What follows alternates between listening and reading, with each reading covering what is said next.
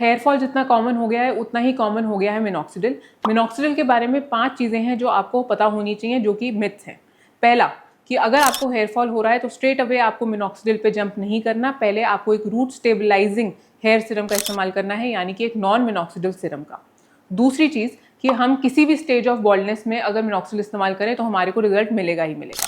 आपको ये समझना ज़रूरी है कि अगर आपके स्कैल्प पे रूट प्रेजेंट है तभी मिनॉक्सिडिल वहाँ काम करेगा और तभी वहाँ से ग्रोथ प्रमोट करेगा।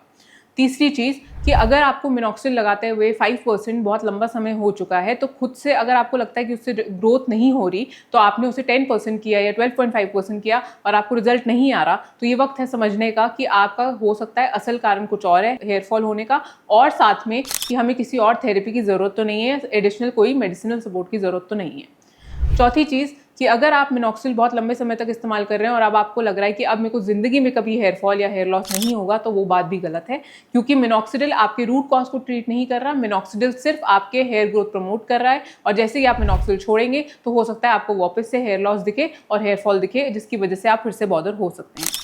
पांचवी चीज़ जो समझनी सबसे ज़्यादा ज़रूरी है, मिनॉक्सिडिल फेनिस्टाइड को रिप्लेस नहीं कर सकता। दोनों के फंक्शंस एकदम अलग हैं। अगर आपको लगता है कि मेरे बाल हार्मोनल हेयर फॉल की हो रहा है और मुझे हेयर लॉस हो रहा है जिसकी वजह से मैं मिनॉक्सिडिल लगाऊंगा और मेरा रिजल्ट आ जाएगा, तो आप गलत हैं। आपको उस केस में एक फेनिस्टाइड डीएचटी ब्लॉकर की ही ज़रूरत है, या फिर किसी और डीएचटी ब्लॉकर की, तो वो आपको अपने डॉक्टर की सुपरविजन से ही पता चलेगा।